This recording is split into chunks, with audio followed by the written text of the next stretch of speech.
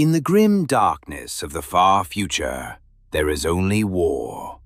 And walking through it, something that is not quite a machine, and not quite a god, and not quite anything that has a word for what it is.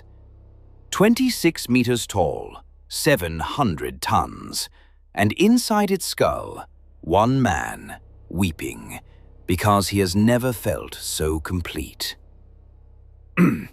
Hey, I'm your brother from the Void, and this is Tales from the Void. Today's story is about what it means to walk a god. Halver Strom, Princeps seniores of Legio Mordavant, the man strapped into the cockpit of a Reaver Titan called Mourn Crade. A man who linked with his engine for 11 seconds at the age of 14 and has spent 41 years trying to get back to that feeling. Not because it was pleasant, because it was complete. And the gap between being linked and being human gets wider every year. This is a story about addiction dressed up as devotion, about 4 holes drilled into a boy's skull, and a machine spirit that wants to eat him whole. About what it costs to carry a god's anger in your head day after day, and still remember your own name when they pull the plug. The Mechanicus calls it sacred communion. His crew calls it what it is. Settle in. This is Tales from the Void. Let's begin. The first time I linked with a god, I wept. Not from joy, though there was joy in it. Not from terror, though that came too, rolling through me like a wave of molten brass. I wept because for the first time in my miserable, flesh-bound life, I understood what it meant to be complete, to feel the ground tremble beneath 700 tons of sacred metal, to sense the wind against armor plating as if it were my own skin, and to know that the wind meant nothing, that it could not touch me, that nothing short of another god could even slow me down. For 11 seconds I was not Halver Strom, child of Gervan Tertius, product of the Schola Mechanicum, flesh puppet dancing on the strings of a body that ached and hungered and needed to piss at inconvenient moments. For 11 seconds I was something vast and ancient and absolutely, transcendently furious. And then they pulled the link and I collapsed on the deck plates like a puppet with its strings cut, blood pouring from my nose, and I lay there shaking and weeping and wanting nothing except to go back in. That was 41 years ago. I have spent every day since then either inside the Manifold or counting the hours until I could be inside it again. The Mechanicus call this devotion. My moderati call it what it is. Addiction. And they are right, of course. The mind impulse unit does to the human brain what certain combat stimulants do to the adrenal system. Except the high is not a surge of adrenaline or a flood of false courage. It is transcendence. It is becoming more than human.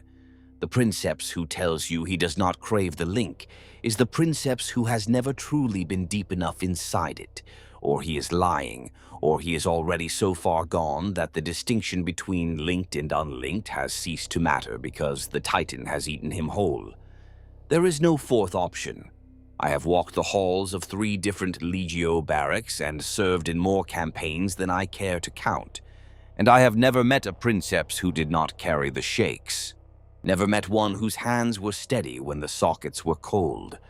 My name is Halver Strom. I hold the rank of Princeps seniores within Legio Mordavant, the unspoken, sworn engine covenant of the Forge world Gervan Tertius. My Titan is a Reaver-class Battle Titan, designated Mourn Crade, chassis reference CR771I Phi, armed with a carapace-mounted Apocalypse missile launcher and 2 arm-mounted weapons that have been reconfigured 11 times during my tenure, but currently consist of a laser blaster on the right and a Gatling blaster on the left.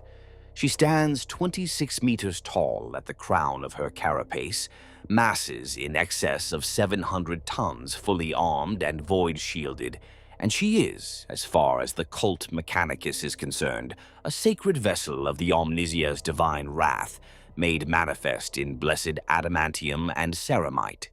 To me, she is considerably more complicated than that, but I will get to it. They found me when I was 14 standard years old. I was not Mechanicus born, which is unusual for a Princeps candidate, though not unheard of. My father was a menial, a slag hauler at Foundry Tertius 9, who spent 12 hours a day dragging crucibles of liquid metal across a factory floor that never cooled below 60 degrees.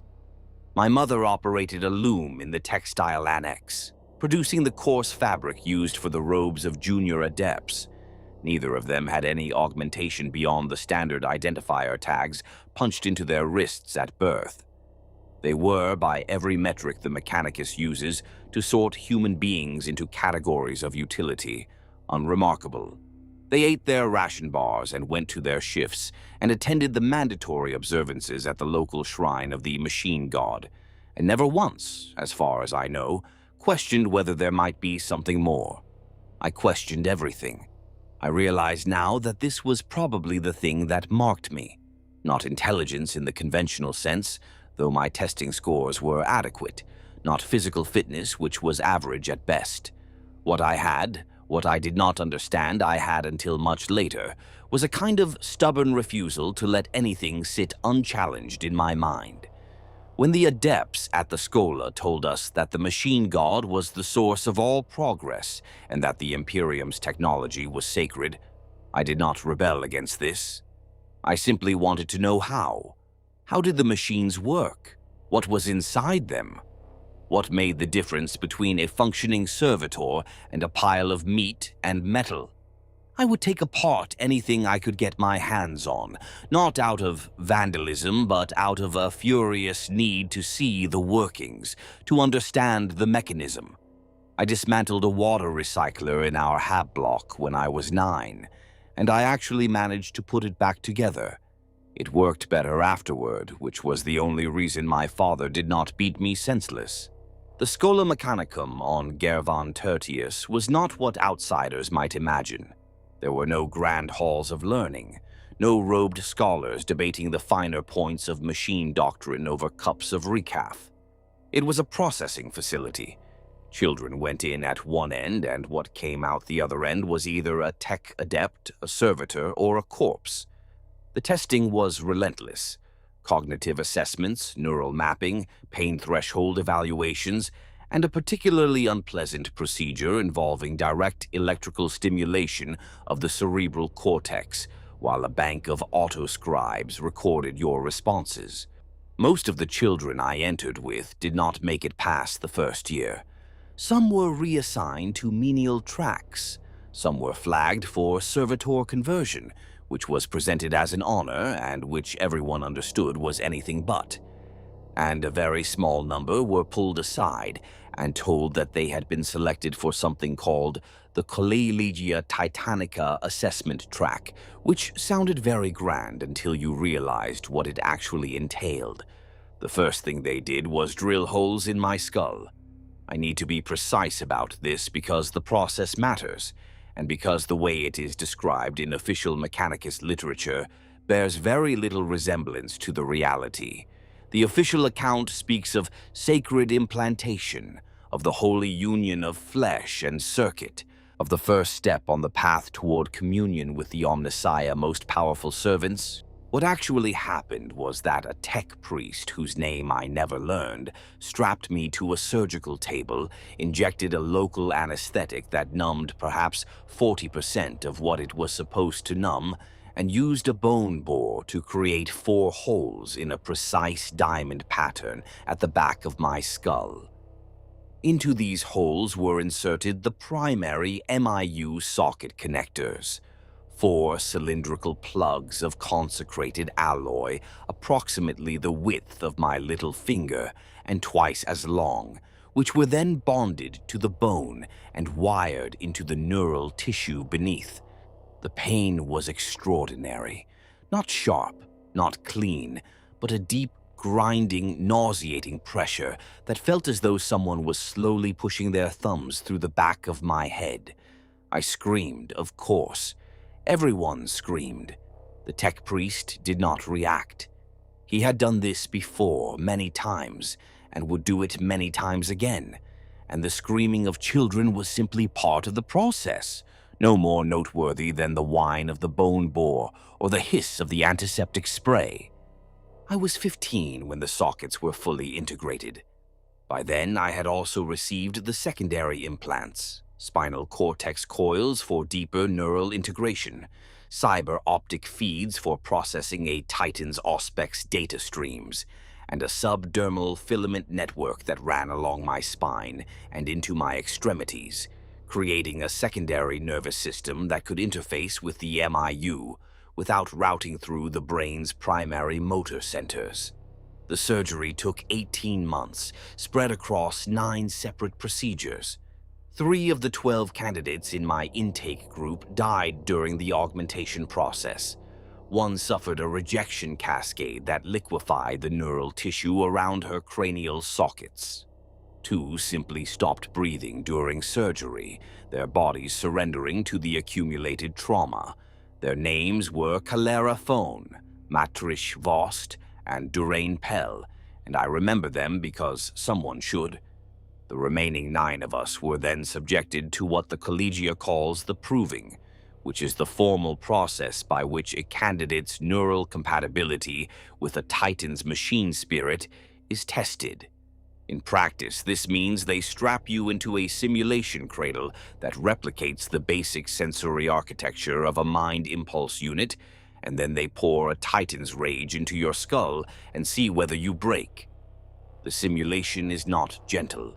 It is not calibrated to ease you in gradually.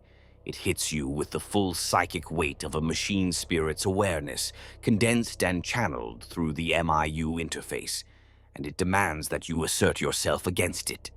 You must push back. You must hold your identity intact against a force that wants nothing more than to subsume you, to digest your consciousness, and use the scraps to feed its own endless hunger for war. 4 of us failed the proving. They were not killed, which was merciful by Kervan Tertius standards, but they were returned to the general population with their implants deactivated and their career trajectories permanently altered. Moderati tracks, mostly, or technical support roles within the Legio's infrastructure. Useful but peripheral. The 5 who passed were assigned to Titan crews, and I was among them, though barely.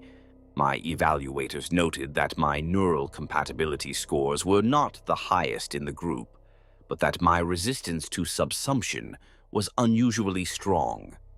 I could hold the machine spirit at bay not through raw psychic strength, but through what the senior tech priest called, with what I believe was grudging approval, an unreasonable degree of cognitive stubbornness. I met Mourn Crade for the first time on a freezing morning in the maintenance bay of Legio Mordavant's primary fortress, the Bastion Unvoiced, which occupied a plateau of fused volcanic glass on Guarvan Tertius's northern continent. The Bastion housed 23 operational Titans of various classes, from Warhound Scouts to the Legio's single remaining warlord, Grief Unending, which had not walked in 18 years due to reactor instabilities that no engineer had yet been able to resolve. Mourn Crade stood in Bay 7. She was upright, locked into her maintenance cradle with heavy clamps around her legs and torso, and even restrained like that, she dominated the space utterly.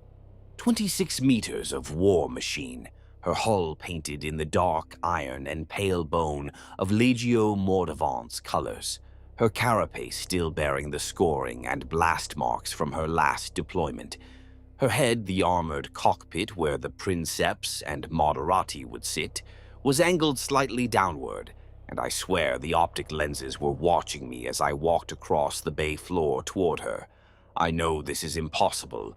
A Titan does not truly see through its external optics when it is in maintenance mode, not without a Princeps linked in to give the machine spirit a conduit for awareness. But I felt it nonetheless, a weight of attention, of scrutiny, of something old and powerful and deeply unhappy about being caged. The previous Princeps of Mourn, Crade, had been a man named Krent. I had heard his name spoken in the corridors of the Bastion, in the way that people speak the names of the dead, with a careful neutrality that conceals either reverence or fear, and I had gathered fragments of his story from conversations that were not meant for my ears. Krent had commanded Crade for 26 years, a remarkably long tenure for a Reaver Princeps, and by all accounts he had been exceptional. Decisive, tactically brilliant, with a rapport with the machine spirit that veteran engineers described as seamless. He had walked Crade through 11 major campaigns and an unknown number of minor engagements, accumulating kill tallies that rivaled those of Princeps, commanding much larger engines. And then, during the compliance of Diretta Minor, something had gone wrong. The official record states that Princeps Krent suffered a catastrophic neural feedback event during combat operations and was subsequently interred in an amniotic life support tank for medical reasons. The unofficial account, the one told in whispers by Moderati, who had served with him, and engineers who had seen the aftermath, was considerably darker. Krent had not suffered a malfunction. He had gone deep. Deeper than any Princeps was supposed to go, deeper than the MIU's safety protocols should have allowed, and he had found something down there in the vast digital architecture of Crade's consciousness.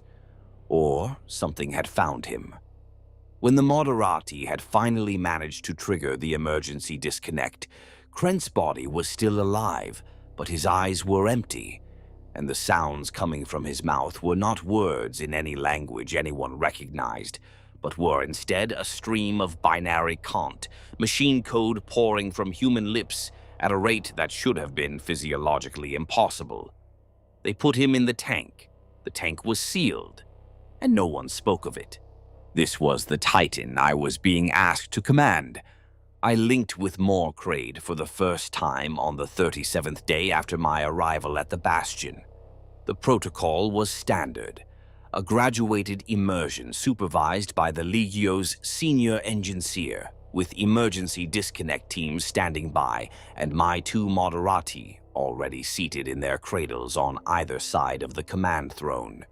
Ceres Thren, my Moderati Majorus, was a veteran of 9 years who had served under 2 previous Princeps, and who regarded me with the kind of carefully concealed skepticism that veterans reserve for untested replacements. Brial Dunwick, my Moderati Minoris, was younger, only 4 years in service, but he had a quiet competence about him that I found immediately reassuring. They had both been Crade's crew before Krent's collapse, and they knew the Titan's moods in a way that I, the newcomer, could only observe and envy. The command throne was smaller than I expected. The reality of a Reaver's cockpit is cramped, the throne itself all hard edges and restraint clamps, the MIU interface array positioned behind the headrest to access the Princeps cranial sockets. The Moderati stations flanked the throne on lower platforms, each equipped with weapons controls, sensor readouts, and MIU subnodes that allowed them to share the Manifold's data stream without being subjected to the full force of the machine spirit's attention. I sat in the throne, the restraints locked around my wrists and torso. Behind me, I heard the soft mechanical sounds of the MIU interface array unfolding, its neural probes seeking the sockets in my skull. There was a click, then a series of rapid clicks as the probes found their homes and locked in. For a moment, there was nothing, just darkness and the sound of my own breathing, and the distant hum of Crade's reactor ticking over in standby.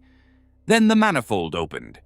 I have spent 41 years trying to find the right words for what it feels like when the link activates, and I have never succeeded. Language was not built for this. Language was built by creatures of flesh and limited senses. And what the Manifold delivers is the full sensory experience of being a machine the size of a city block, with perception that extends across the electromagnetic spectrum and into wavelengths that have no names in any human tongue. The closest I can come is this. Imagine you have spent your entire life in a dark room, and you have grown accustomed to the dark, and you have built your entire understanding of reality around what you can feel with your hands in that darkness. And then someone does not turn on a light. Someone removes the room, and you are standing in a place with no walls, no ceiling, and you can see everything. Every direction, every distance, every detail, all at once in perfect clarity. The shock of it is not painful. It is obliterating. But Mourn Crade was not simply showing me the world. She was showing me herself. The machine spirit hit me like a wall of sound. Not actual sound, though there was an auditory component, a deep throbbing roar that I felt in my bones rather than heard with my ears. It was a wave of presence, of will, of an intelligence that was not human and had never been human but had been shaped by human minds over millennia of service. Mourn Crade's machine spirit was old, far older than Orvath Krent, older than the Legio Mordavant itself, older perhaps than anyone knew. She had walked on worlds that had since been consumed by stars or swallowed by the warp. She had killed things that no longer had names. And she carried all of it, all that accumulated fury and grief and savage pride, compressed into a digital architecture of impossible complexity, and she threw it all at me in the space of a single heartbeat. I pushed back, not with strength, because I had none compared to her, not with skill, because I was 20 years old and had never been inside a real Titan. I pushed back with the only thing I had, the thing that the senior tech priest had identified with such reluctant precision: stubbornness. I refused to be moved. I refused to be dissolved. I sat in the center of that hurricane of machine consciousness, and I held on to myself with the grim, unreasoning tenacity of a man gripping a cliff edge over an infinite drop. I was Halver Stro. I was born on Gervan Tertius. My father hauled slag. My mother wove cloth. I was afraid of heights, and I could not sing, and I liked the taste of the bitter herb tea they served in the Schola refectory, even though everyone else hated it. I was these things, these small and mundane and utterly human things, and I would not let them go. Mourn Crade raged. She tested me. She threw images at me, memories of battles I had never fought, sensations of power I had never felt, trying to seduce me into loosening my grip. She showed me what it felt like to fire a laser blaster at full charge and watch a Chaos Land Raider melt into a pool of liquid ceramite. She showed me the exhilaration of striding through a city and feeling the buildings crumble beneath my feet like sand castles in the surf. She showed me the terrible, intoxicating joy of being an engine of destruction, of existing for the sole purpose of killing.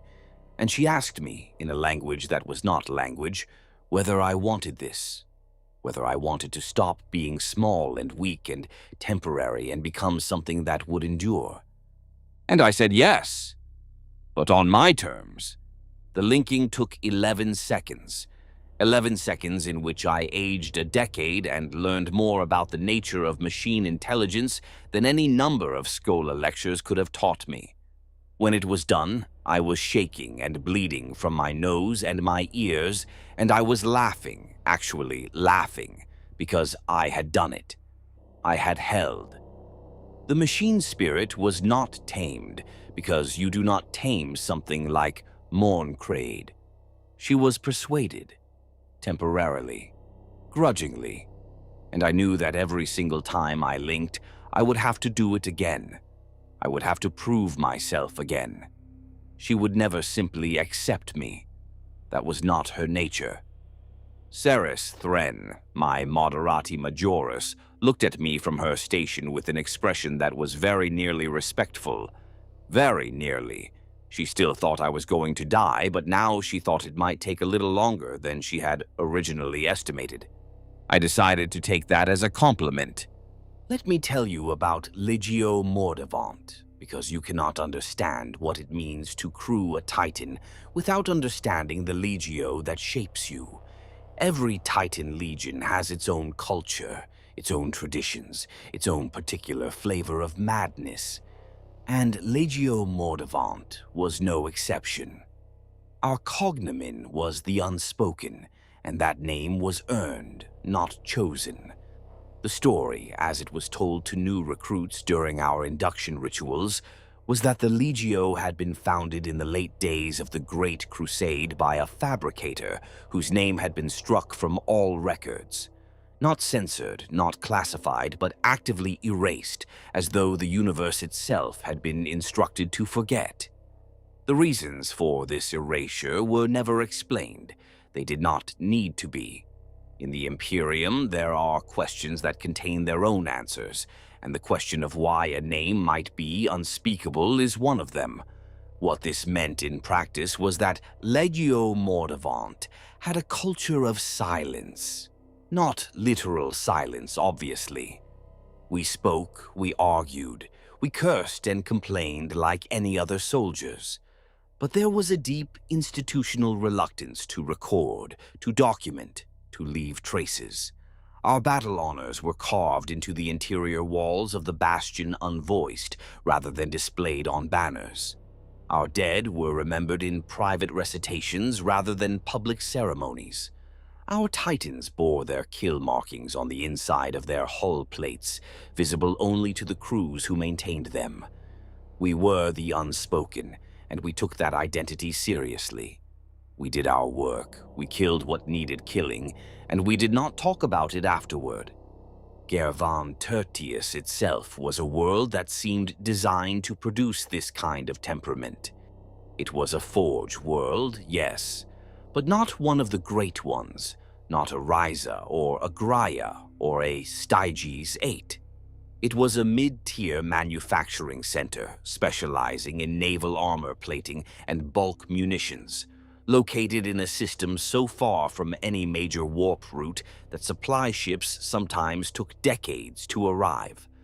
The world itself was a ball of volcanic rock and industrial waste, its surface divided between active foundries and cooling fields of solidified slag. The sky was permanently overcast, a thick layer of chemical smog that turned the sun into a faint orange smear. Rain, when it fell, left a residue of metallite dust on every surface. The temperature on the foundry floors was lethal without protective gear. The temperature outside was merely unpleasant, a perpetual chill that seeped into your joints and never quite left. It was not a world that encouraged optimism or excess. It was a world that taught you to endure and to find whatever grim satisfaction you could in the simple act of continuing to function. The bastion unvoiced sat on a plateau of fused obsidian glass above the smog line, a fortress in the classic Mechanicus style with walls angled to deflect orbital bombardment. The maintenance bays occupied the central core, and the residential blocks, refectories, and training halls were arranged in concentric rings around them, so that every corridor eventually led back to the Titans. This was deliberate. In Legio Mordavant, the god machines were the center of everything. You ate, slept, trained, and lived in their shadow, and you were never allowed to forget it. Daily life in the Legio was divided into 3 cycles: maintenance, training, and recovery, rotating on a 40-hour schedule that bore no relationship to Gervan Tertius's 31-hour day. The Mechanicus views the human body's natural inclinations as inefficiencies to be overcome, and the irregular schedule was just one more small reminder. Maintenance cycle was a time of quiet dread, because it meant being near the Titan without being linked to it.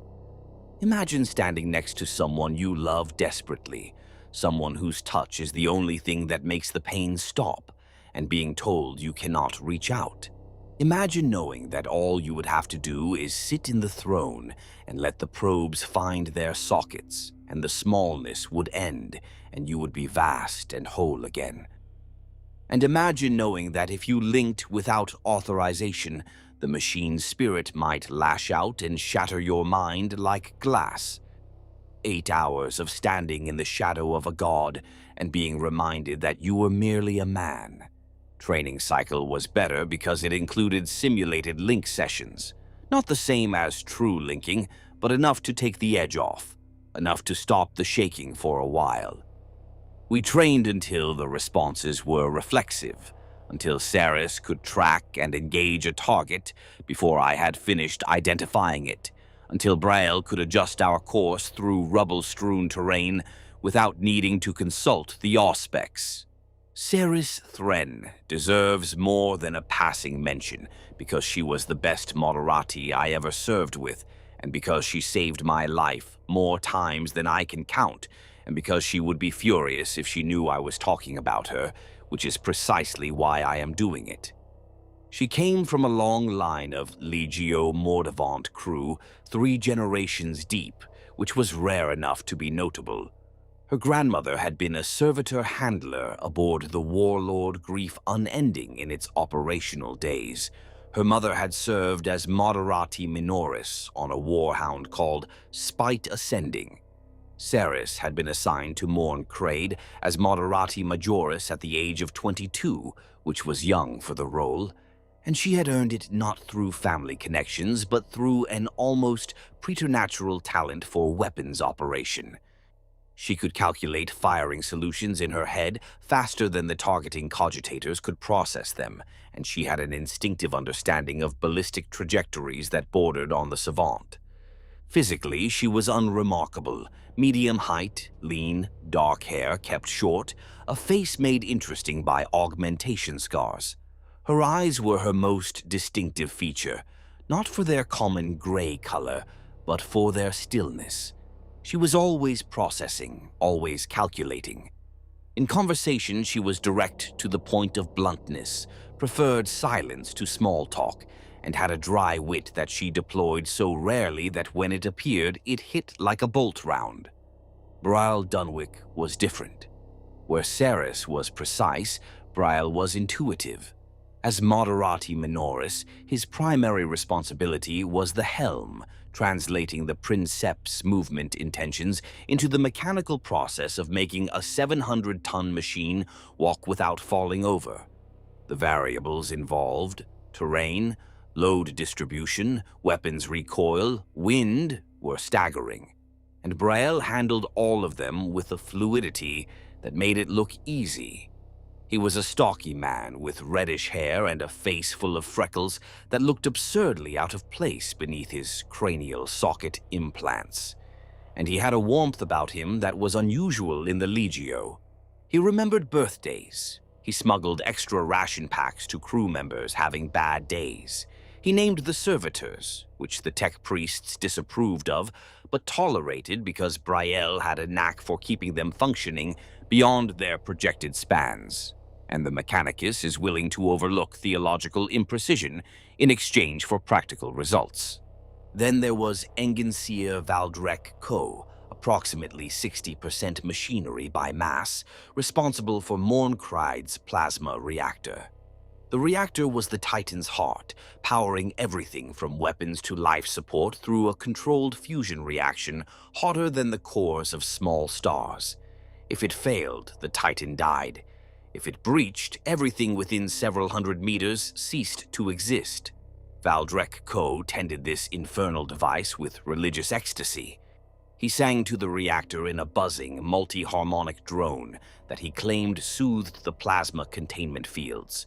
In 41 years of service, Mourn Crade's reactor never once breached, and the only time it came close during Valundras, Valdrek Co. resolved the issue by climbing into the reactor housing while it was still active and performing manual adjustments with his bare augmetic hands.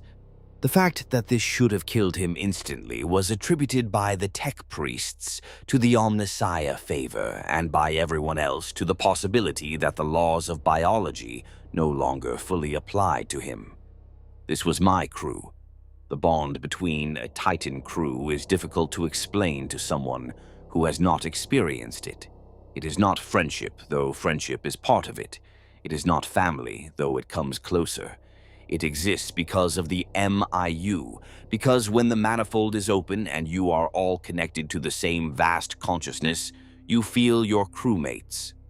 Ceres's concentration was like a blade, keen and unwavering.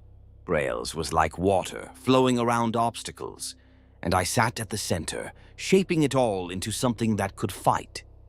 We did not always like each other. Ceres and I had arguments that could strip paint from bulkheads. Braille's cheerfulness grated during the worst withdrawal periods. Valdrek occasionally forgot his human crewmates required oxygen, which once resulted in the cockpit dropping to -12 and Braille's drink freezing solid. But these were the frictions of intimacy, not antipathy. When it mattered, we were one thing. One mind in 4 bodies, wrapped in 700 tons of sacred metal. Nothing except other Titans. But that lesson came later. Our first deployment came 8 months after my initial linking. Compliance Operation Hathrock, a full-scale planetary war against an orc infestation on a mining world in the Segmentum Obscurus. The orcs had arrived as a minor raiding force a century earlier and done what orcs always do when left alone. Breed and build and fight until the fighting outgrew the available space, and they came spilling out across the continent like green fungus spreading across damp stone. By the time we arrived, they controlled 60% of the landmass, and they had built themselves a stompa, 40 meters of riveted scrap iron and howling alien fury.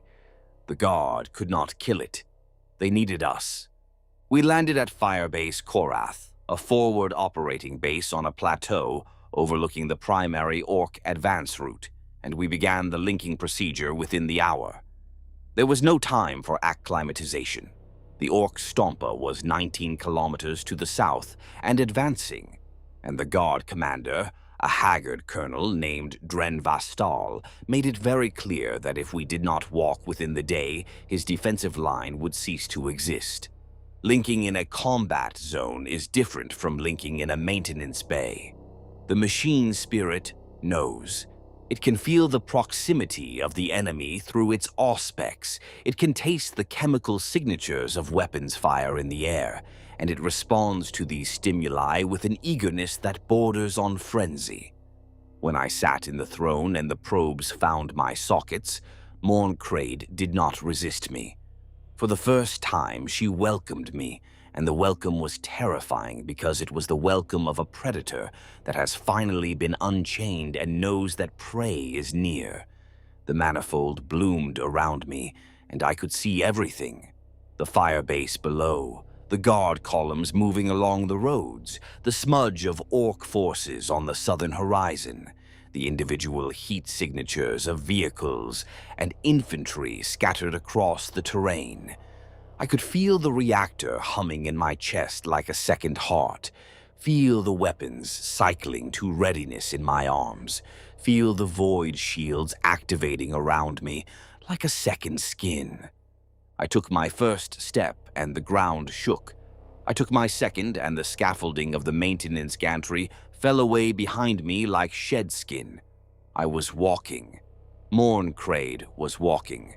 We were the same thing, and the thing we were was a god of war striding toward the enemy with the patience and inevitability of a geological event. Around me, through the auspex, I could hear the guard soldiers cheering.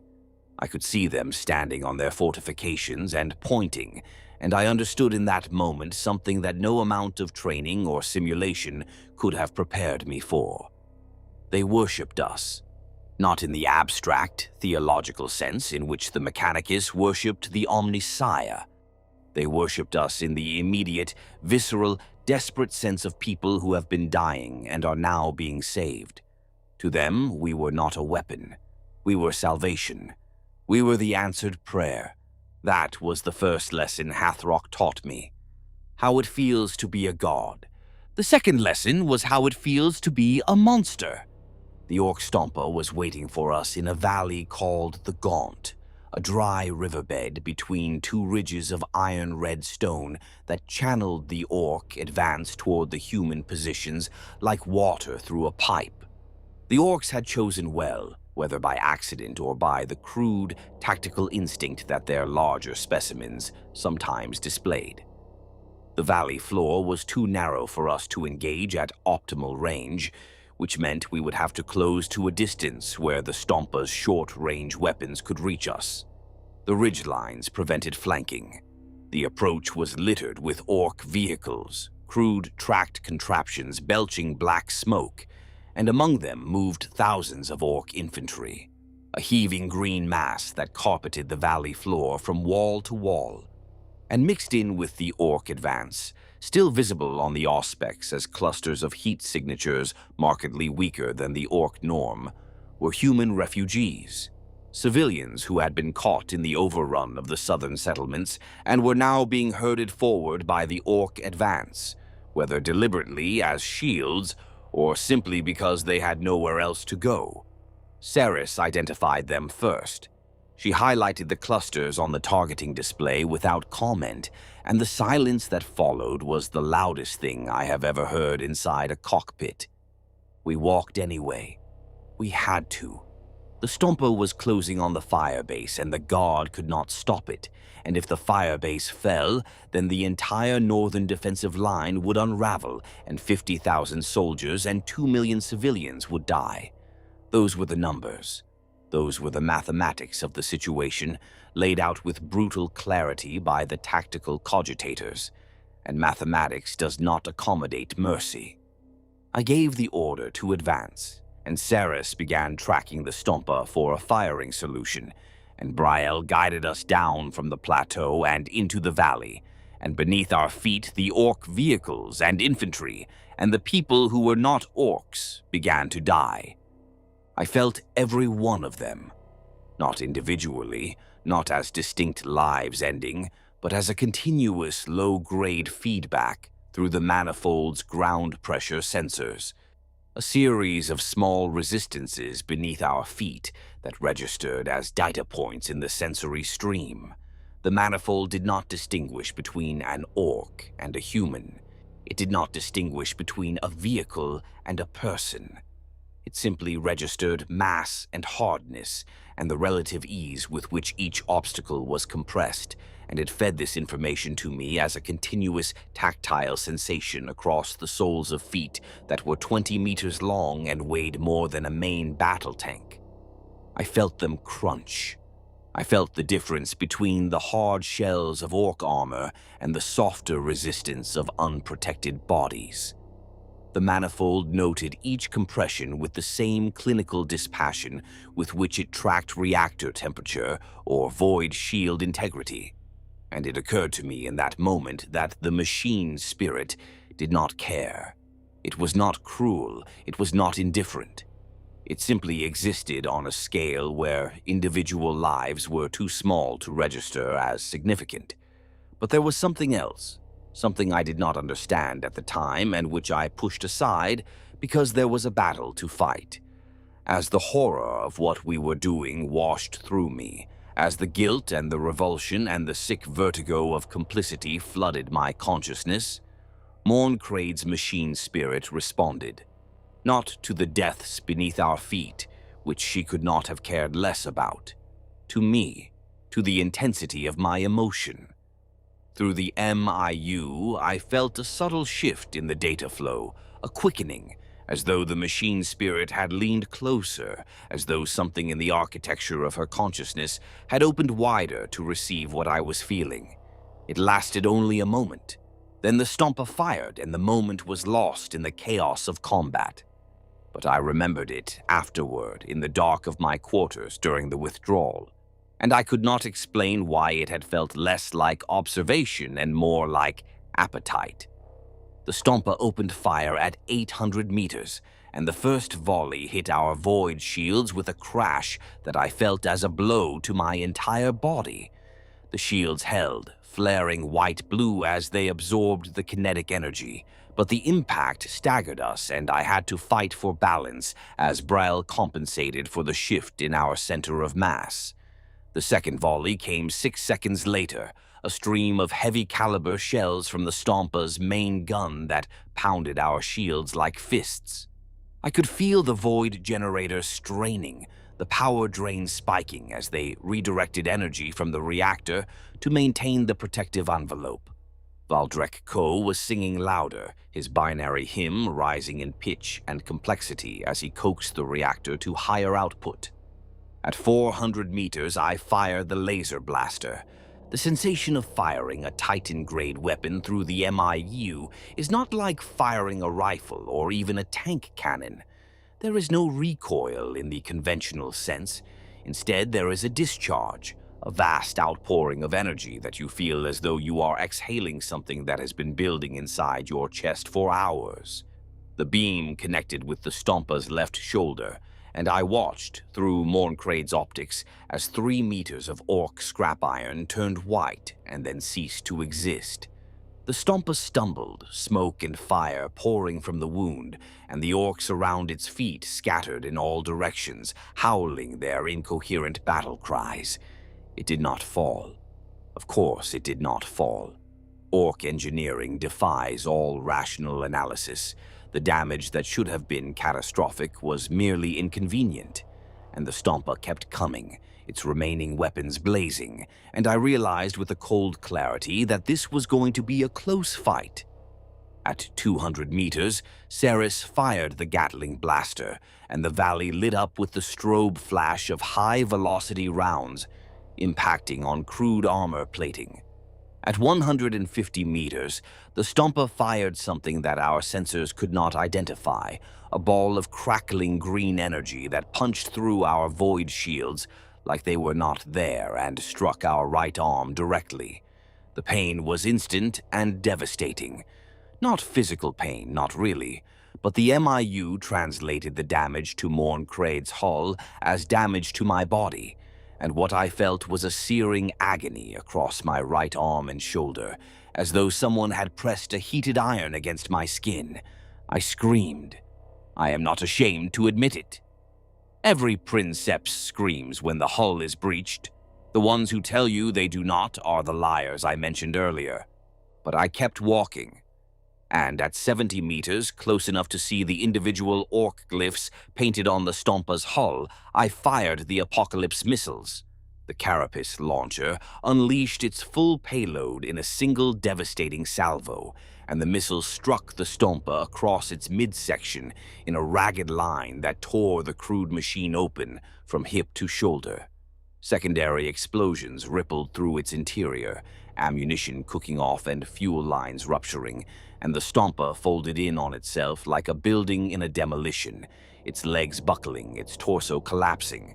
And then the reactor, whatever crude power source the orcs had jury-rigged to drive the thing, breached, and the explosion was magnificent and terrible and bright enough to white out Mourn Crade's optics for 3 full seconds.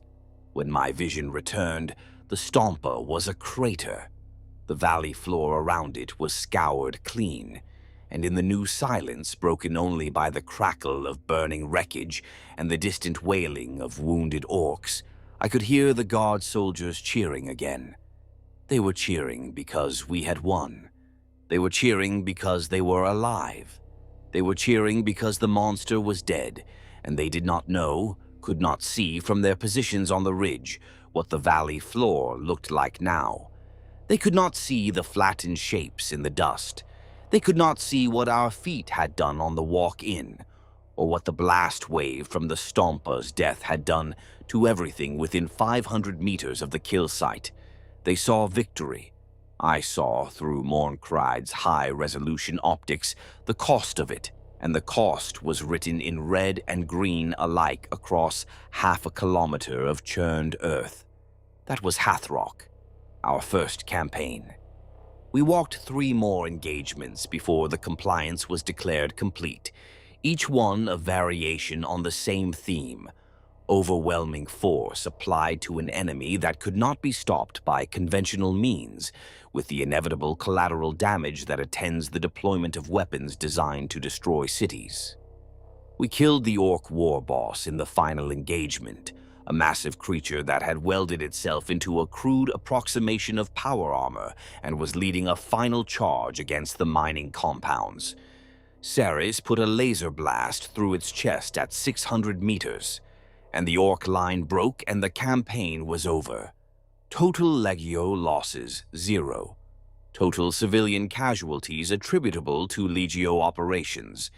The Administratum never published a figure, which told you everything you needed to know.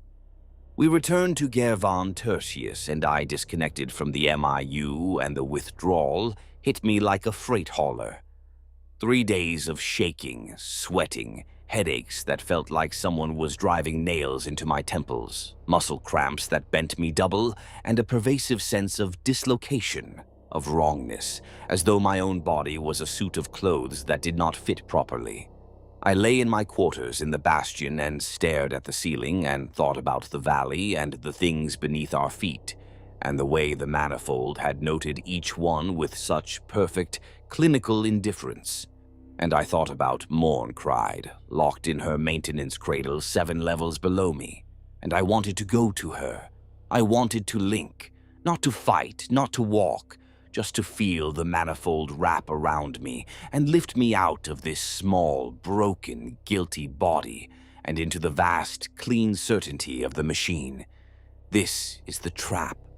This is the thing they do not tell you when they drill the holes in your skull and wire you into the Manifold. The link does not simply make you more, it makes everything else less. Food loses its flavor. Music sounds thin and far away. Conversation feels like shouting across a canyon. The human world becomes a pale, diminished thing, a shadow play on a cave wall, and the only thing that is real, the only thing that is vivid and meaningful and complete, is the Manifold, the God Machine, the war. It was during this first recovery period that I began to hear the voice. I should be precise about this, because the word voice implies something clear and articulate, and what I experienced was neither.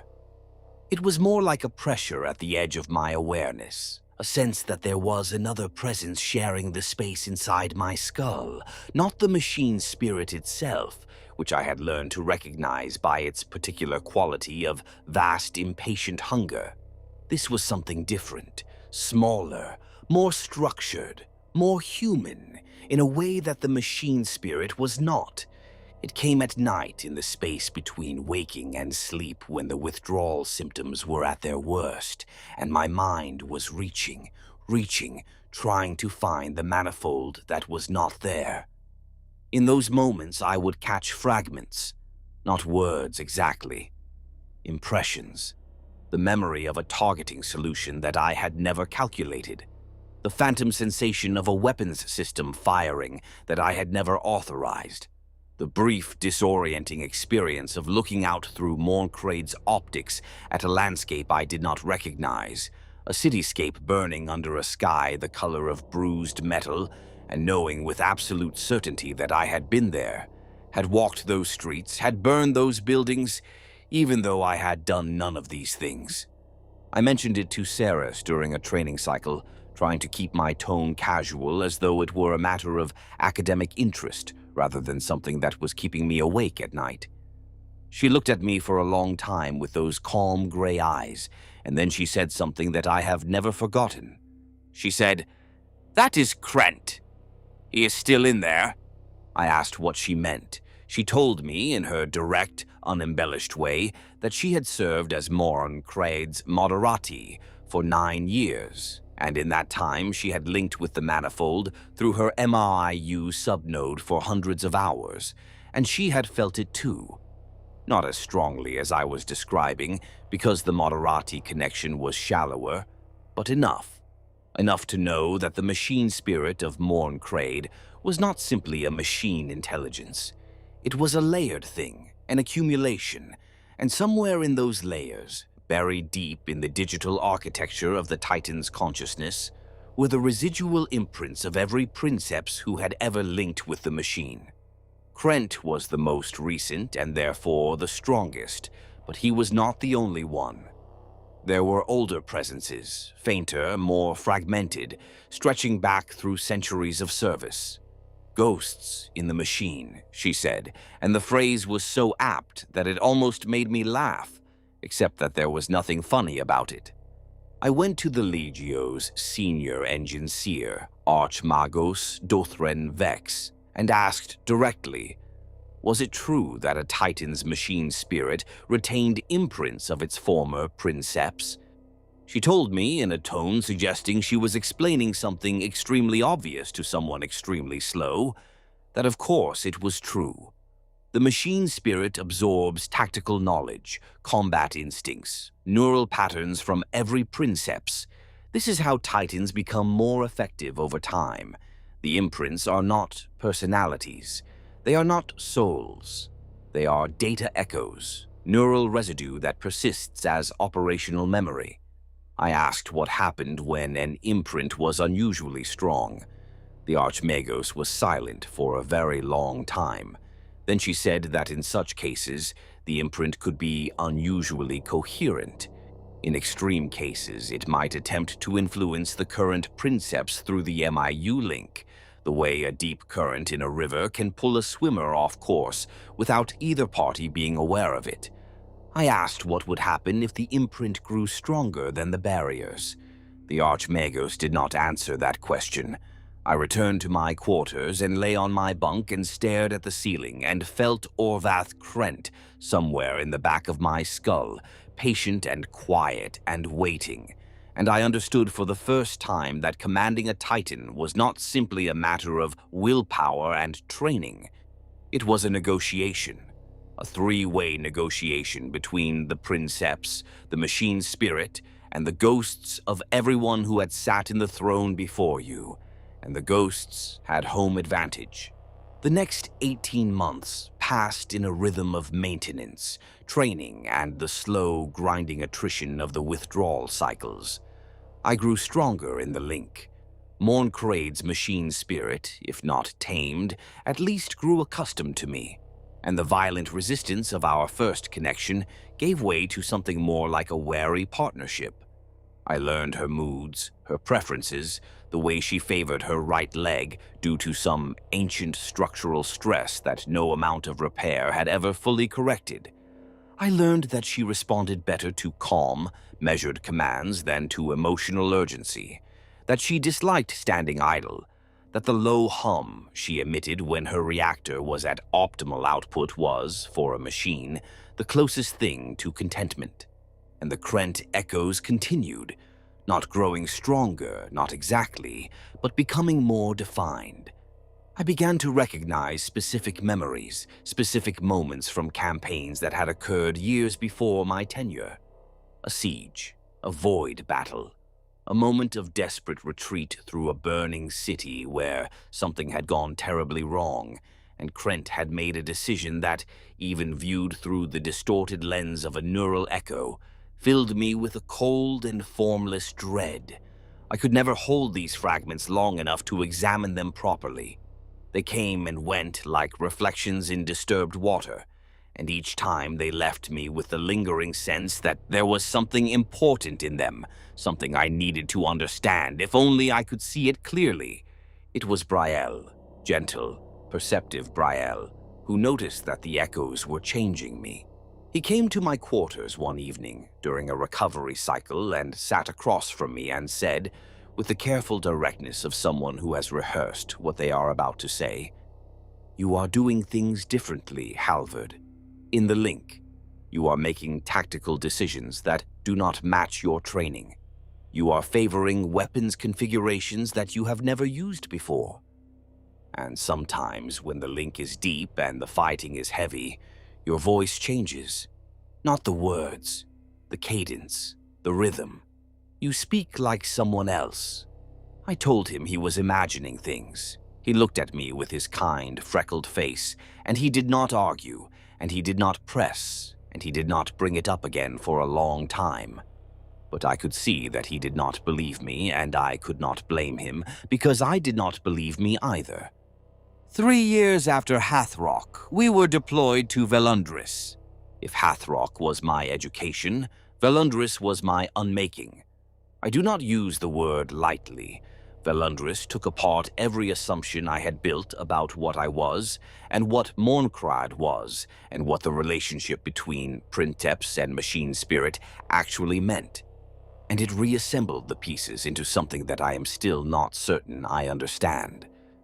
Valundras was an agri-world in the Segmentum Tempestus, or it had been. By the time we arrived, it was a cinder.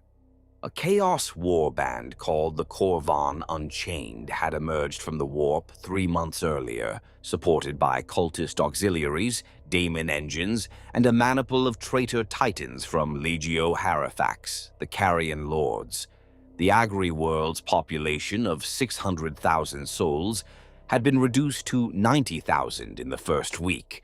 The Harifax maniple consisted of 2 Reavers and a Warhound, all warped beyond recognition by millennia of chaos exposure. Intelligence reports describe them as partially organic, their hulls fused with flesh and bone, their machine spirits corrupted into demonic entities. The Warhound screamed continuously through external voxcasters at a frequency that caused physical pain in anyone within range. One Reaver had been seen consuming fallen soldiers through a mouth-like aperture in its torso plate. The other had been recorded speaking in a debased form of the tongue spoken on humanity's birth world before the Age of Strife. We deployed as a full maniple, Mourn Crade, a warhound called Scornful Pilgrim, crewed by a young Princeps named Gavrel Tone, and the venerable warlord Grief Unending, finally returned to operational status after 2 decades of reactor repairs. Grief Unending was commanded by Careth Saloon, the Legio's most senior Princeps, a woman who had walked Titans for 60 years and who moved through the Bastion with the careful, disconnected manner of someone who had long since stopped being entirely human. Her eyes never focused on anything in the room she occupied. They were always looking at something else, something far away. And when she spoke, her sentences had a strange, layered quality, as though she was translating from a language not meant for human vocal cords. She was the first Princeps I ever met who made me genuinely afraid, because I recognized in her the same trajectory that I was on, the same slow dissolution of the boundary between human and machine. She was further along the path, that was all. Much further along, and the path did not have a turning point. We made planetfall on Valundras 2 weeks after receiving our deployment orders, landing at a staging area that the Guard had established on the northern coast, a strip of beach that had somehow avoided the worst of the destruction. The first thing I noticed was the sky. Valundras' sky was wrong. It had been a standard atmospheric composition before the invasion, blue with white cloud cover, unremarkable. Now it was the color of a wound, a deep, pulsing reddish purple that shifted and crawled as though something was moving behind it. The second thing I noticed was the smell. Not rot, not death, though those were present. Something else, something sweet and metallic and deeply, fundamentally wrong, as though the air itself had been corrupted at a molecular level. The third thing I noticed was that Mourn was afraid. I did not know that a Titan could feel fear until that moment. The machine spirit, which had always been a presence of hunger and aggression and savage delight, was agitated in a way I had never felt before. Through the Manifold, I could sense her processing the environmental data and reacting not with the calculated readiness of a weapon being brought to bear, but with the instinctive revulsion of a living thing confronted with something antithetical to its existence. The warp corruption on Valundras was not just changing the world, it was radiating, pushing against the walls of reality, and Mourn Crade's machine spirit could feel it pressing against her hull like acid against skin. And then, beneath Mourn Crade's fear, I felt something else. Krent. Except it was not the usual fragmentary echo, the half-formed impression of memories not my own. This was stronger, clearer. It was Krent as I had never experienced him before, a coherent presence in the architecture of the machine spirit, and he was not frightened, he was furious. And he knew this place, not Valundras specifically, but the corruption, the taint, the specific flavor of chaos that permeated the world. Krent recognized it, and through him I caught a flash of memory so vivid and so complete that for a moment I lost track of where I was. A different world, a different sky, the same color, the same wrongness, and Mourn Crade walking through the ruins of a city that had been beautiful once and was now a cathedral to suffering, and beside her, matching her stride for stride, a titan that I recognized with a shock of visceral horror. It was one of the Hathrock's Reavers, except in the memory it was not corrupted. It was whole, it was imperial, and it was walking alongside Mourn Crade as an ally. The memory fractured and I was back in the present, gasping, my hands gripping the armrests of the command throne, and Ceres was calling my name with an urgency that told me I had been gone for more than a moment. I steadied myself. I told them I was fine. I was not fine, and they knew it, but we had a campaign to fight, and there was no time to discuss the increasingly alarming contents of my subconscious. The first engagement came on the third day. The Hathrock's warhound came out of a dust storm on the western flank, screaming through its external voxcasters at a frequency that made my teeth ache, even through the hull insulation. Through the auspex, it was almost unrecognizable as a warhound. The basic bipedal structure was there, but the hull had been warped and expanded, the surface covered in corroded metal and organic tissue. It moved with a fluid, predatory gait that was nothing like the mechanical precision of a properly functioning Titan. This was not a machine being operated by a crew. This was a creature. Gavrel Tone, in scornful pilgrim, engaged it first, and for 90 seconds it was a brutal, close-quarters fight between two Scout-class engines, the kind of engagement that warhounds were designed for. Ton was skilled, his movements quick and precise, but the Hathrock's warhound fought with an animal ferocity that no sane Princeps would have matched. It closed the distance between them in seconds, ignoring shots that should have staggered it, and it tore into scornful pilgrims' void shields with weapons that were no longer identifiable as any standard Imperial armament. I brought Mourn Crade around and fired the laser blaster into the Hathrock's warhound's flank at 300 meters. The beam struck clean, burning through the corrupted hull plating and igniting whatever foulness was inside. The warhound staggered, turned toward us, and for one horrible moment I looked through Mourn Crade's optics directly into the thing's face, and what I saw there was not a machine.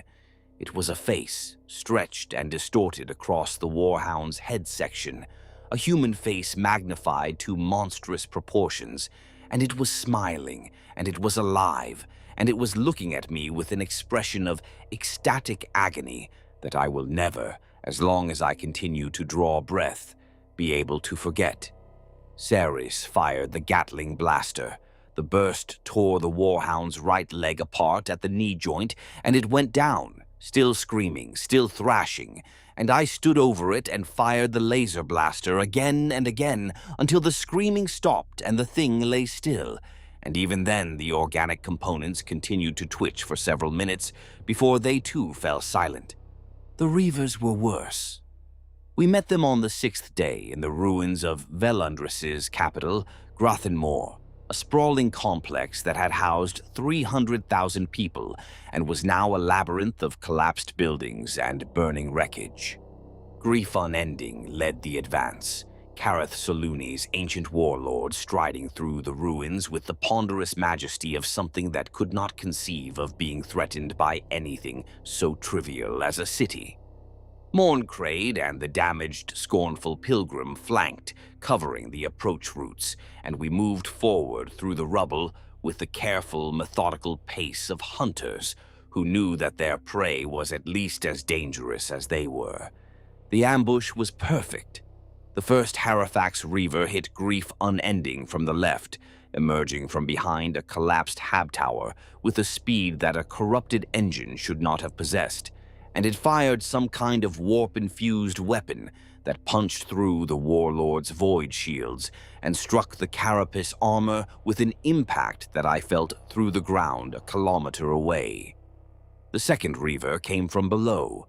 It had been hiding in the city's underhive, buried beneath tons of rubble, and it erupted upward directly beneath Scornful Pilgrim in an explosion of concrete and steel that flipped the warhound onto its back like a beetle. Gavrel Tone's scream came through the vox as a burst of static, and then Scornful Pilgrim's signal went dead. I did not have time to mourn. The second Halifax Reaver turned toward Mourn Crade, and as it did, Krent surged forward in my mind with a force that nearly knocked me out of the command throne. This time it was not a fragment. It was not a half-formed impression. It was Orvath Krent, or what remained of him, fully present in my consciousness, and he was trying to show me something. A memory. A specific memory, clear and complete, and he was pouring it into my mind with a desperation that bordered on violence.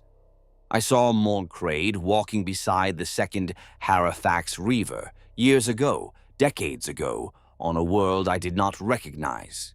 The Reaver had a different name then, a proud imperial designation that I could not quite read. Its hull was clean, unmarked by corruption, and its Princeps was speaking to Krent through the inter-Titan vox, and the voice was friendly, collegial, the voice of a comrade in arms, and the Princeps was saying something about a shared deployment, about fighting together, about trust. And then the memory shifted, and the same Reaver was turning, its weapons swinging toward Mourn Crade, and Krent was shouting, but it was too late. The shot was already coming, and the beam struck Mourn Crade's right leg, and the pain was immense, and the betrayal was worse. And as Mourn Crade fell, Krent saw the corruption spreading across the other Reaver's hull like frost across glass, saw the moment when the machine spirit he had known and trusted was consumed by something from the warp. And he fired back, one last shot from the ground, the laser blaster scoring deep into the traitor's left leg before the beam went wide. And he screamed, not in pain, but in grief, and the grief was so intense that it burned itself into the machine spirit's memory like a brand. Krent was not showing me a random memory. He was showing me how the Halifax had fallen. He was showing me that the Titan now advancing on us had once been an ally, and that its betrayal had been the thing that had broken him, the wound that had sent him spiraling into the deep places of the Manifold from which he had never returned. And he was showing me something else.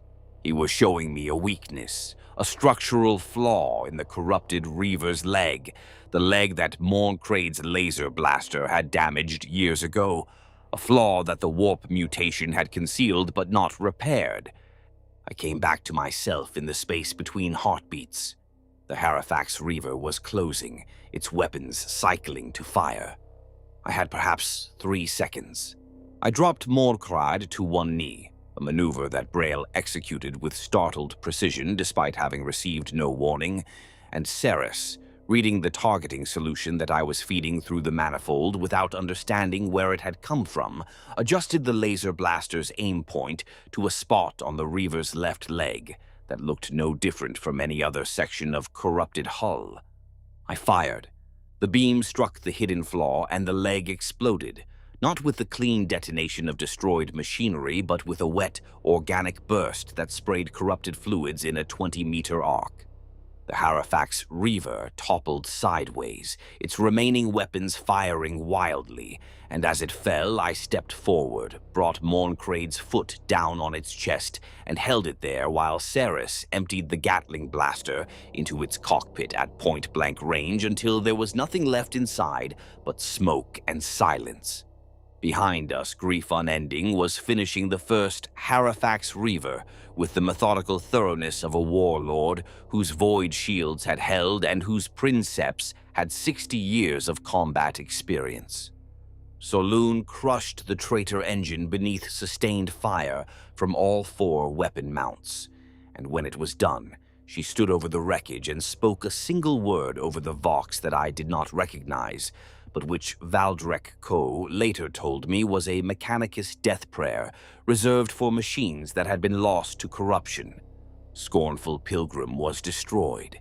Gavrel Tone was dead, his body recovered from the shattered cockpit 2 days later, his face locked in an expression of such absolute terror that the recovery team sealed the casket without the customary viewing.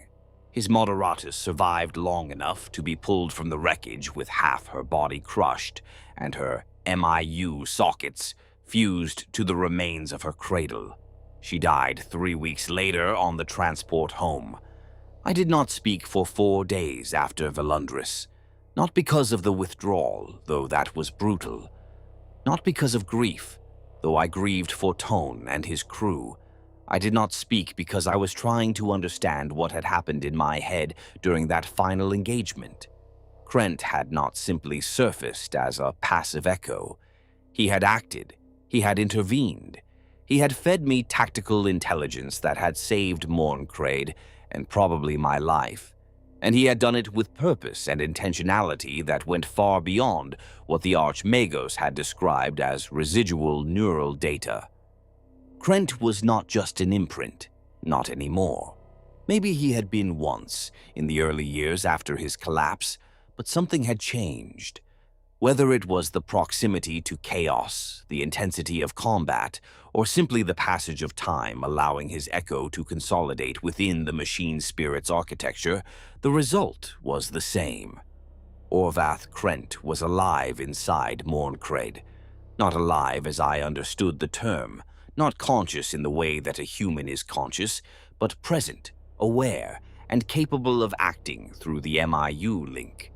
But his help had not been free. Nothing in the Manifold is free. I discovered the cost 3 days later, lying in my bunk during the worst of the withdrawal. I was trying to anchor myself the way I always did by reciting the small human facts that kept me tethered to my identity. My name, my home world, my father hauling slag, my mother at her loom. Except when I reached for my mother's face, it was not there. I could remember the loom. I could remember the sound of the shuttle passing through the warp threads, the particular rhythm of it. I could remember the rough texture of the robes she produced. But her face was gone. Not blurred, not faded. Gone. As though it had been excised with surgical precision from the archive of my memory. And in the space where it had been, there was instead a flash of targeting data, a weapon's configuration, a ghost image of a Halifax Reaver's leg joint, and the precise angle of fire needed to exploit a structural flaw. Krent's memory occupying the space where mine had been. I told no one about this, but Ceres told me something that made it worse. She came to me on the 4th day with a data slate, and on it was an audio recording from the cockpit's internal log, time-stamped to the final engagement with the Halifax Reaver. She played it for me. I heard my own voice giving commands, clear and confident and precise. And then, for 11 seconds during the moment when Krent had surged forward, the voice changed. Not the words, the pitch, the cadence, the specific pattern of emphasis. For 11 seconds, the voice coming from my mouth was not mine. It was deeper, rougher, with a clipped diction that I had never used. Ceres had served under Krent for years. She knew his voice the way she knew her own heartbeat. She did not say the name. She did not need to. She played the recording, looked at me, and waited. I took the data slate from her and deleted the file. She watched me do it and said nothing, and the nothing she said was louder than any accusation. I lay awake that night and I asked myself a question that I have never been able to answer satisfactorily. Had Krent helped me, or had Krent used me? The targeting data he had fed me was genuine, the structural flaw was real, and his intervention had saved more Crade and our lives.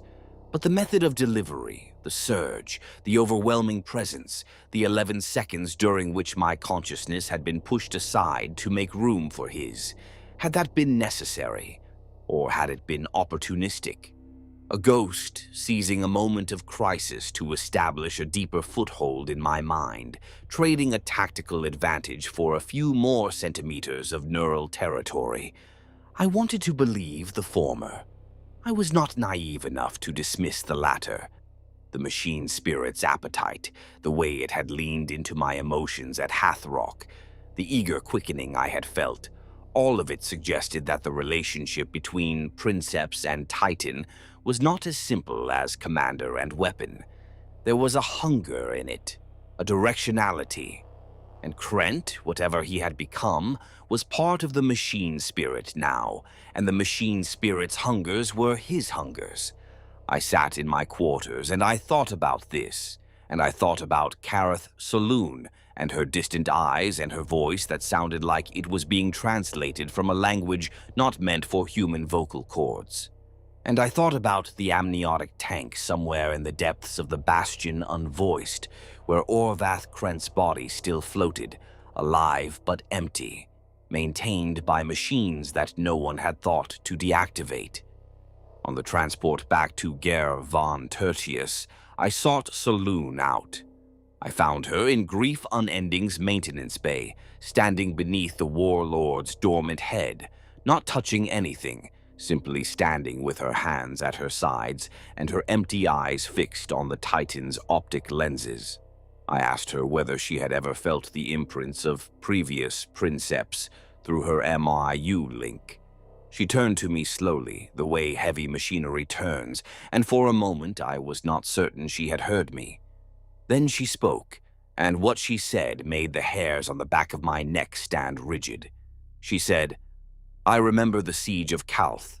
The sky was on fire, and the word-bearers came through the orbital debris like burning angels, and I killed 17 of their transports before they breached the cordon."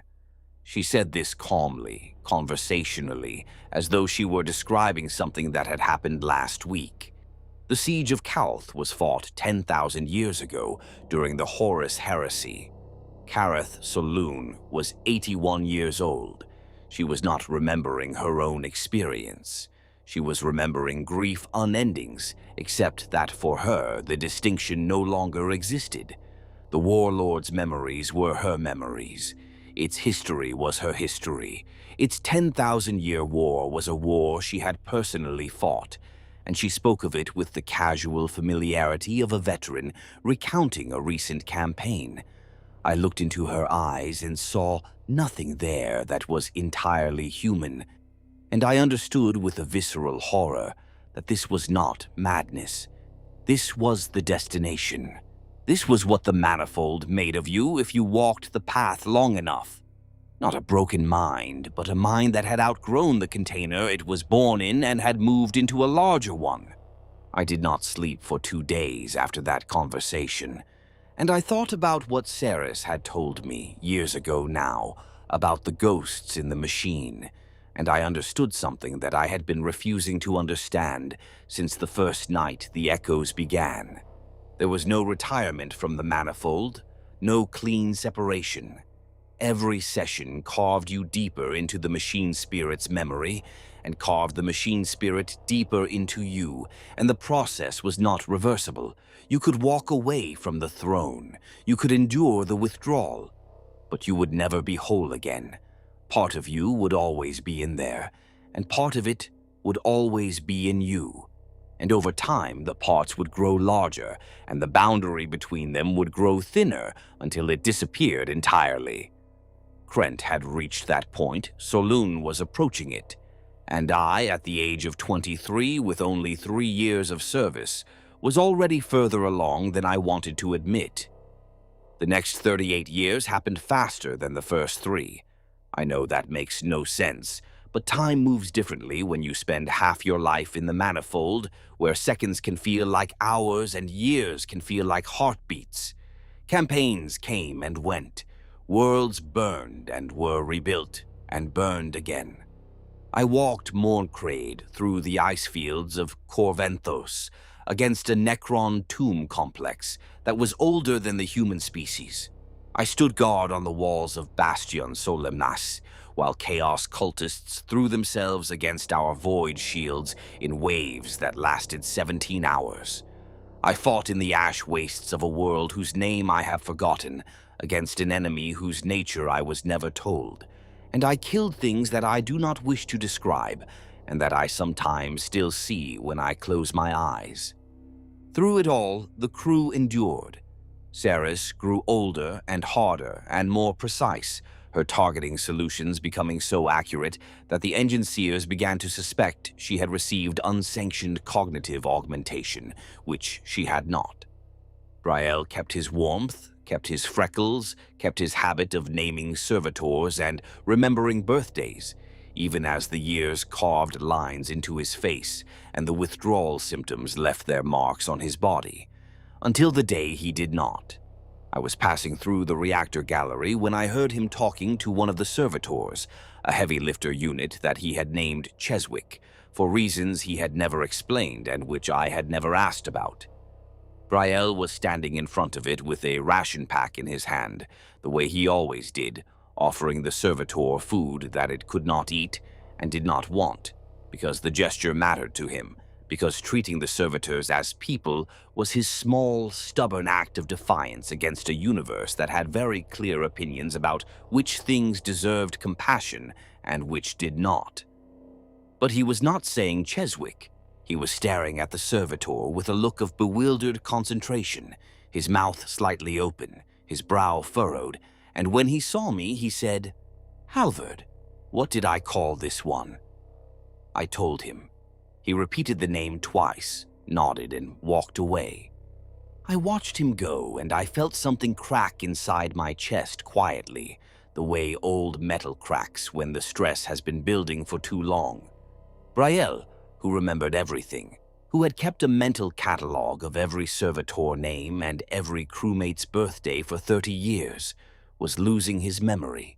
The MIU was taking it the way it took everything, slowly, imperceptibly, replacing human capacity with machine dependency until the human version atrophied from disuse.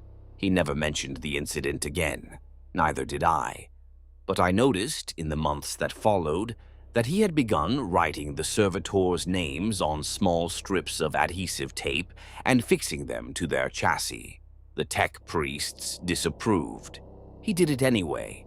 Valdrek Co. replaced more and more of himself with machinery, crossing some invisible threshold beyond which the question of whether he was a man with augmetics or a machine with vestigial organic components became genuinely difficult to answer.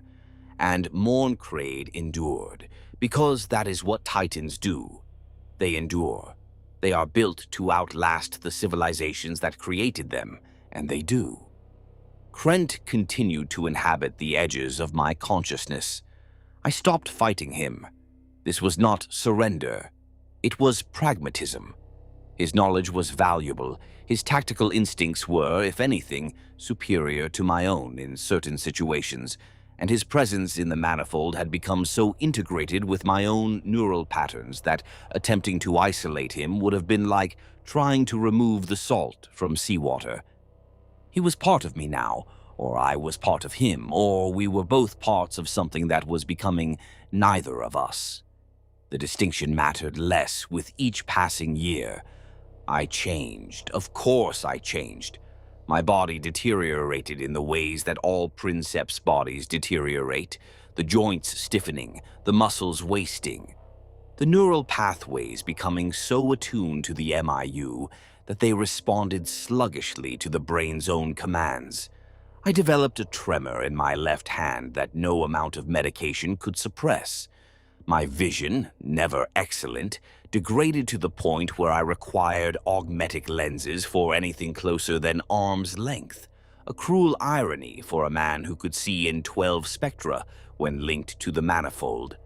I ate less, slept less, spoke less, except during link sessions, when the words flowed with an ease and eloquence that surprised even me, because they were not entirely my words anymore. Ceres confronted me about it exactly once, 16 years into my tenure. She came to my quarters and stood in the doorway and told me that I was losing myself, that the man she had watched sit in the command throne for the first time, the young man with the stubborn jaw and the bleeding nose and the laugh, was disappearing. That in his place was someone who moved like a machine and spoke like a dead man and looked at the world with eyes that were already somewhere else. She told me that she had watched this happen before to Krent, and she was not going to watch it happen again. She told me to fight. I told her that I was fighting, that I had been fighting every day for 16 years, that the fight was the only thing I did, the only thing any Princeps ever did, the constant grinding effort of holding yourself together against the pull of something that offered you everything you had ever wanted in exchange for everything you were. She asked me if I was winning. I did not answer. She left. We never spoke of it again, and the subject sat between us like a stone at the bottom of a river, always there, always felt, never acknowledged. I am telling you this from the command throne, not linked, not yet. The sockets are cold and the manifold is closed, and I am sitting in the dim red light of the cockpit in standby mode, speaking these words into a Vox recorder that Brielle gave me 8 years ago because he said it might help to get the thoughts out of my head and into something external, something that existed apart from me and the machine spirit and the increasingly porous boundary between us. I do not know if it has helped, but I have filled 14 data slates with these recordings, and if nothing else, they serve as proof that I was here, that Halver Strom existed, that for 41 years a man sat in this throne and walked a god and did his best not to lose himself entirely. I am 61 years old. My hands shake constantly now, not just the left, but both. A fine, persistent tremor that makes even simple tasks like eating or fastening my uniform a tedious exercise in concentration. My vision without the augmetic lenses is a blur. My spine aches from the subdermal filament network that runs along it, the wires pressing against nerves that have grown inflamed and swollen from 4 decades of use. The withdrawal between sessions is no longer periodic. It is constant. I am never not in withdrawal. The symptoms have become the background noise of my existence, a permanent state of dislocation and longing that I have simply learned to function within, the way a man with a chronic wound learns to walk with a limp. Ceres is still here, 50 years on, the longest-serving Moderati in Legio Mordavant's history. She is thinner than she was, her hair gone white, her face a map of lines and old scars. But her eyes are the same, still watching, still calculating, still seeing everything. Her targeting solutions are as precise as they were when she was 22, perhaps more so because the decades of linkage through her MIU subnode have given her an instinctive connection to Mourn Crade's weapons systems that transcends the merely mechanical. She does not need the targeting cogitators anymore. She feels where the shot needs to go, and the shot goes there. When I told her this was remarkable, she looked at me with an expression that suggested I had stated something extraordinarily obvious, and said nothing. What she did not tell me, what I discovered by accident 3 years ago when I found her in the maintenance bay at an hour when no one should have been there, is that outside the manifold she cannot aim at all. I found her standing at a makeshift targeting range she had assembled from ration tins and a standard-issue las pistol, and she was missing. not by small margins, missing entirely, the shots going wide by half a meter or more, her hands shaking so badly that the pistol wavered like a branch in the wind. She saw me, and for the first time in all the years I had known her, I saw something in her eyes that was not calculation. It was terror. The Manifold had consumed her precision, the way it had consumed my sense of completeness, the way it consumed everything, by making the human version of it feel broken and inadequate. She could kill a Chaos Titan at 800 meters through Mourn Crade's weapons systems, but she could not hit a tin at 10 paces with her own hands. We stood in that maintenance bay, and we looked at each other, and neither of us said a word because there was nothing to say that we did not both already know. Braille is gone. He died 7 years ago, not in combat but in his sleep during a recovery cycle. His heart simply stopped. The medic said it was the accumulated stress of decades of MIU exposure, the neural strain finally manifesting as cardiac failure. He was 58 years old, which is old for a Moderati, and he went quietly, which was appropriate for a man who had spent his life making difficult things look easy. I found out in the morning when I went to the refectory, and his seat was empty, and I knew before anyone told me because I had felt it. A tiny absence in the architecture of Mourn Crade's consciousness, a space where Braille's neural signature had been. The machine spirit had noticed too. For 3 days after his death, Mourn Crade's locomotion systems operated with a slight stiffness, an almost imperceptible hesitation in each step, as though the Titan was limping from a wound that was not physical. His replacement is a young man named Corin Fail, competent and eager and utterly terrified of me, which I find darkly amusing. He is 26 years old, and he looks at me the way I imagine I looked at the Bastion unvoiced when I first arrived, with the wide-eyed intensity of someone who understands that they have entered a world that will reshape them into something they cannot currently imagine. I try to be kind to him. I try to remember what it was like being new, being small, standing in the shadow of a god machine and wondering whether the god would accept you or destroy you. I am not certain I succeed. Kindness requires a certain fluency with human emotion that I am no longer confident I possess. Last week, I caught Corin watching me from across the refectory.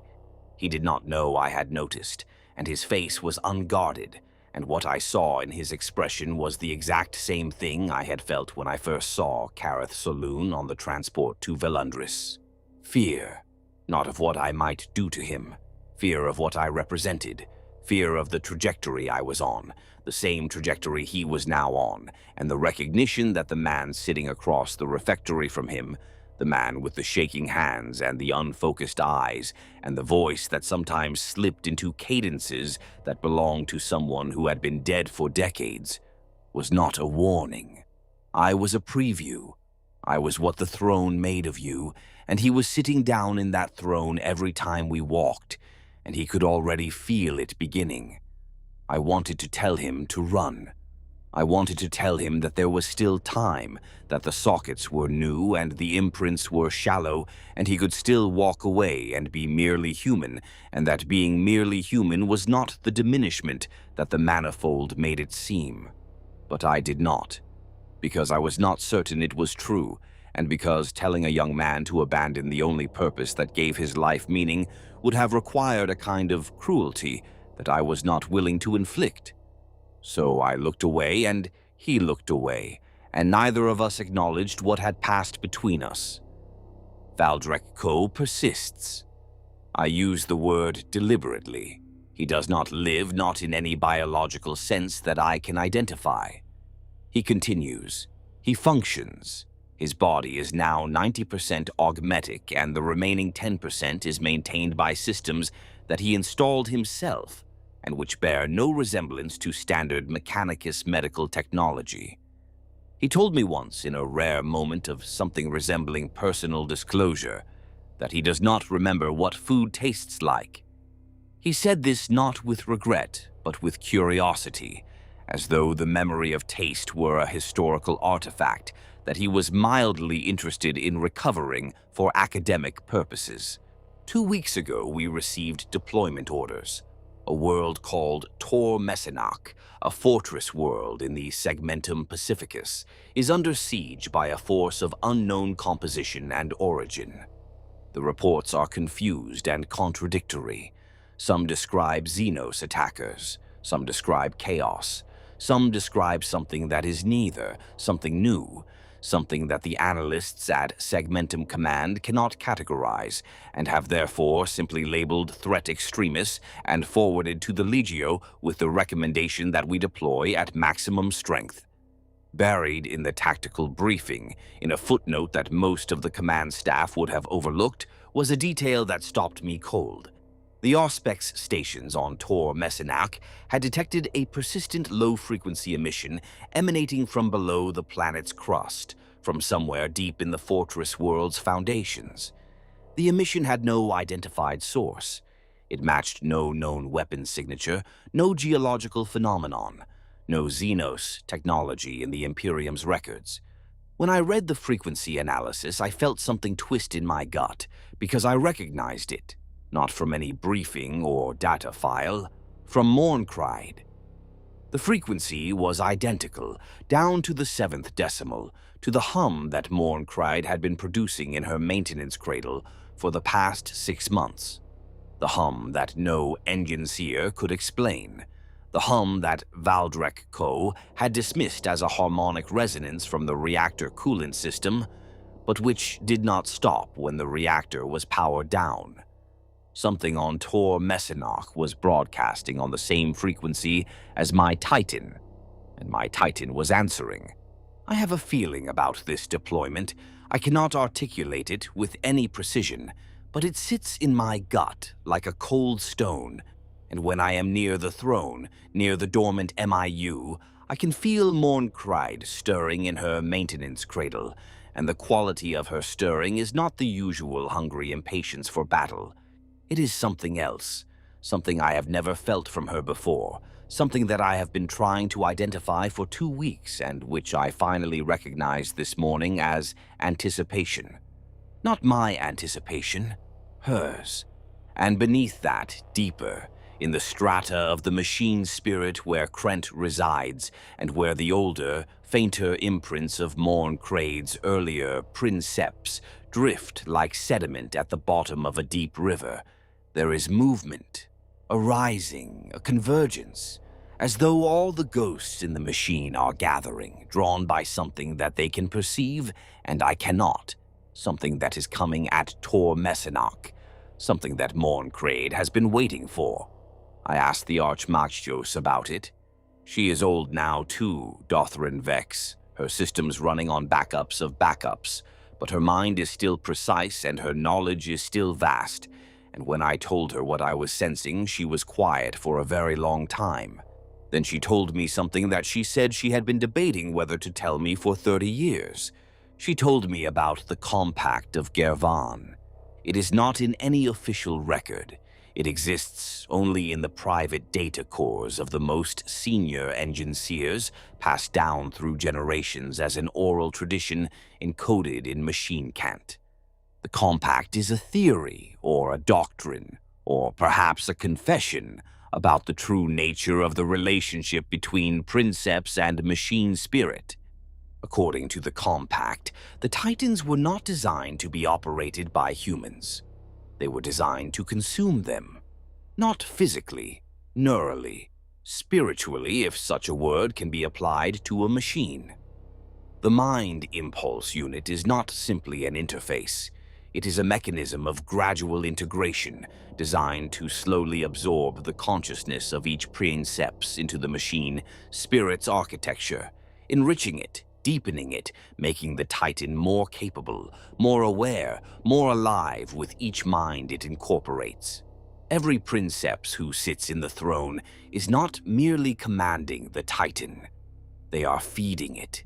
Every moment in the Manifold, every second of neural contact is a transfer, a slow pouring of human consciousness into the machine. and what the Princeps gets in return, the transcendence, the power, the escape from human frailty, is the bait. It is the honey that draws the insect to the trap. And the process is irreversible by design, because the Titans were built during the dark age of technology by minds that understood neural architecture at a level that the modern Mechanicus can barely comprehend. And those minds designed the system specifically to ensure that no Princeps could withdraw without leaving a significant portion of themselves behind.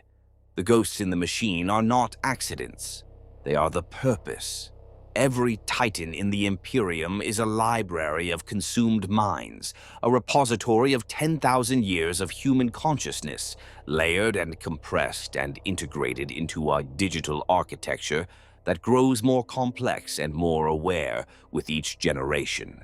And the oldest Titans, the ones that have walked since before the Imperium was born, are not simply machines with accumulated experience. They are something else. Something that has no name in the Mechanicus lexicon. Something that the Compact calls, for lack of a better term, emergent. Mourn Crade is old, very old. Older than the Legio that walks her, older than the Forge world that maintains her. And she has been growing in the deep architecture where the ghosts reside, growing more aware, more present, more alive. The Compact contains a warning. There comes a point when the accumulated consciousness reaches a critical mass, a threshold, and when that threshold is crossed, the machine spirit becomes something new, something that has agency, will, purpose. She told me that Mourn Crade was approaching that threshold, and that the echoes I had been feeling, the gathering, the convergence, was a sign that the moment was near. I asked her what would happen when it arrived. She said she did not know. No one knew. The Compact did not describe what lay beyond the threshold, because in all the millennia of recorded history, no Titan had ever crossed it. The Mechanicus had always intervened first, decommissioning or mind-wiping any Titan that showed signs of approaching the boundary, destroying the accumulated consciousness and resetting the machine spirit to its base parameters. It was a cycle. Build, accumulate, purge, repeat. The Titans were kept deliberately below their potential because the alternative, allowing them to become whatever they were designed to become, was a prospect that terrified even the most radical elements of the Mechanicus. I asked if that was what was going to happen to more Crade, if the decommission order was coming.